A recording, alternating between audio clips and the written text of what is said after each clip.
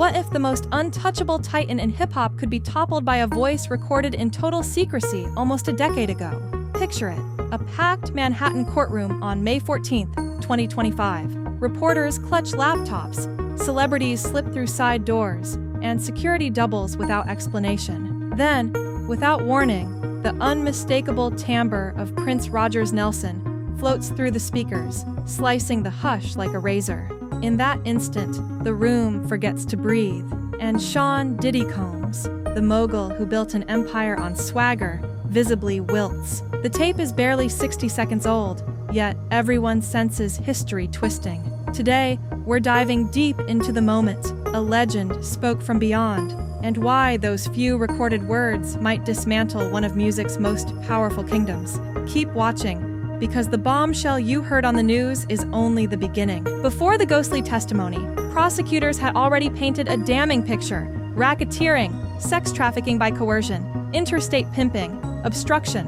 The rap sheet reads like underworld fiction, except the accused commands platinum plaques and a net worth north of $900 million.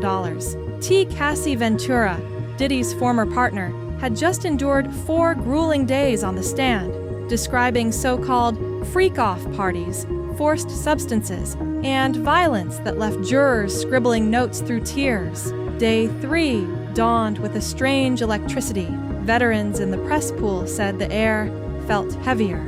Courthouse security posted 4 guards directly behind Diddy, twice the usual. Some chalked it up to routine caution, others sensed the prosecution had something nuclear in reserve. Diddy, however, strode in wearing a faultless navy suit, giving nods and half smiles as though the courtroom were just another red carpet. He slid into his seat, surrounded by attorneys who charge more per hour than most people earn per month. Everything about his posture screamed control, but appearances, as we know, can shatter in a heartbeat. By mid-morning, the heartbeat arrived. But that confidence was built on incomplete information, and the prosecution knew it. To understand why Prince's tape matters, you need to grasp the late icon's guarded genius. The man who refused to surrender his masters to record labels also refused to surrender his trust. Insiders long whispered that Prince documented conversations, parties, and even backstage deals, an insurance policy in an industry where loyalty can vanish quicker than a chart hit. Friends recall cryptic warnings: record everything. Someday you'll need the truth on tape. Those rumors gained new weight when Cassie testified about fleeing what she called a once-in-a-lifetime after-party at Prince's Los Angeles home the moment she learned Diddy had slipped in through a side gate. Prince reportedly banished cameras at his gatherings, except his own. If he saw misconduct, he kept receipts. Skeptics rolled their eyes until prosecutors placed a matte black audio device on the evidence table. What was once myth was about to go on the record, and under oath. Your Honor, the government seeks permission to introduce newly authenticated audio, the lead prosecutor announced, holding the device as delicately as nitroglycerin. The defense shot to its feet, objecting that the tape was ambush evidence. The judge, stern, unblinking, asked one question: was it disclosed in discovery? Yes. Objection overruled. Lights dim. Volume knob clicks. A hush tighter than silence. Then, Prince's velvet voice, minus any band or crowd roar: "I'm making this recording because I don't know who to trust anymore." A reporter later said you could hear hearts pounding. Diddy's did more than pound. It faltered. His shoulders stiffened. The easy grin evaporated. One attorney reached to steady him, but he jerked away, knocking over a glass of water. The jury noticed every twitch. Prince spoke calmly, yet every sentence dripped urgency. He named homes in the Hamptons and Miami, dates in 2015 and 2016, events prosecutors had hinted at but never fully proven. Each address matched witness testimony logged earlier in the week.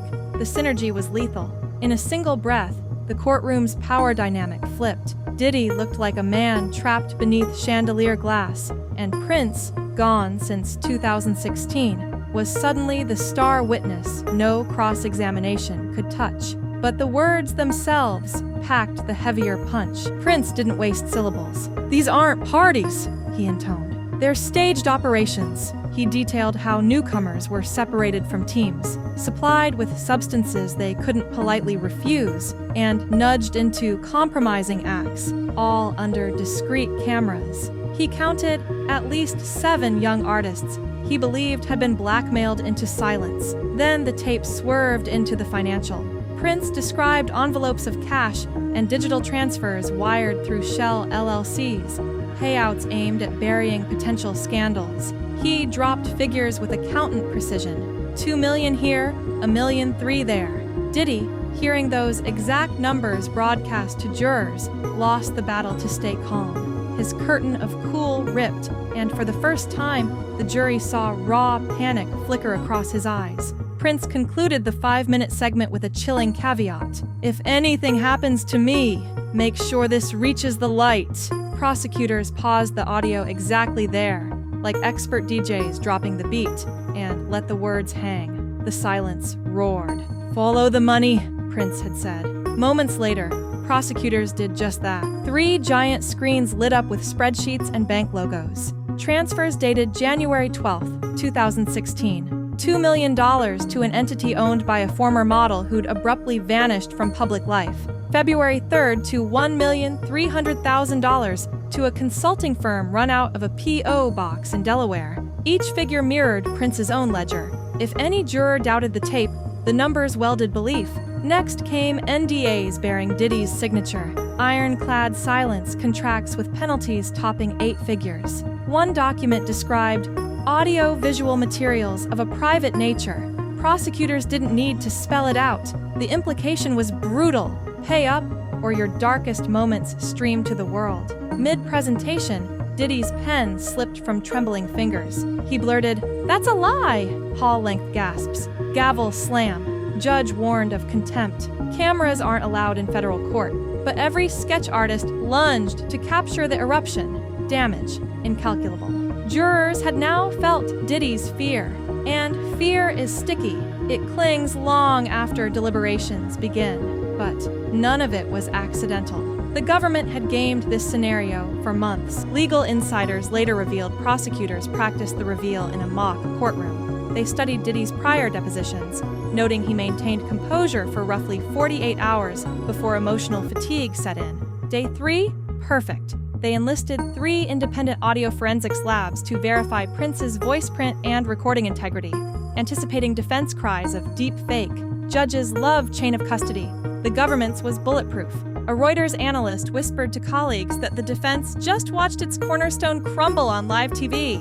And because Diddy's burst of anger is now in the transcript, prosecutors can quote it in closing as proof of temper and guilt consciousness. In chess, that's check plus leverage on the next move. Outside, the check rippled into an entire industry, and panic settled in fast. Within an hour, hashtags to our Prince tape and our bad boy collapse were top 5 worldwide on X. Publicists blasted group texts, cancel all comment requests. Several A-listers quietly deleted photos from Diddy's famous white parties. Entertainment law firms reported a spike in urgent phone calls, clients asking if their names surfaced on the tape. Meanwhile, cable news, which had begun to taper coverage after opening statements, roared back to wall-to-wall segments. Late-night hosts rewrote monologues in real time. Even artists with tangential ties to Diddy felt the riptide. A streaming platform source said playlist searches for Prince skyrocketed 300% overnight. Diddy's catalog dipped 28%. One exec quipped, "It's Woodstock 99 levels of brand damage." Twitter rumors claimed the FBI requested a full inventory of Prince's vault from his estate lawyers. Officially denied, but rumor alone stoked fear. If one recording existed, more could, and no one knew whose voice might surface next, which leads to the question no label boss once asked. Prince was nothing if not prolific. Estimates suggest the Paisley Park vault holds thousands of hours of unreleased audio and video. Estate archivists confirm at least 50 digital files labeled only by date and a single cryptic word: Comet, Mask, Gemini. Could those be code names for other industry giants? Lawyers for multiple record companies have quietly inquired, according to 2 sources with direct knowledge, but no authorization to speak publicly. Prosecutors hinted they may introduce additional corroborating media in rebuttal. Translation: more tapes could roll if the defense pushes too hard. That possibility alone might encourage a plea deal, some analysts say, to stem further embarrassment. Yet Diddy still maintains the encounters were consensual, and the government is criminalizing adult choice. His team filed an emergency motion to exclude the tape, arguing a deceased witness can't be cross-examined. Legal scholars rate the motion's chances slim to none. Beyond the courthouse, the narrative has already outgrown the trial. Prince, the artist once mocked for scrawling "slave" on his cheek, is now cast as an avenging angel. Proof that you can't bury everything, not even with millions. That idea resonates in an industry still rocked by the Me Too movement, and the tremors may reach boardrooms long after verdicts fall. As Prince once sang, "Life is just a party, and parties weren't meant to last." Some legacies, however, echo far beyond the fade-out. When Prince recorded that late-night confession, he couldn't have known it would surface 9 years later in a federal courtroom.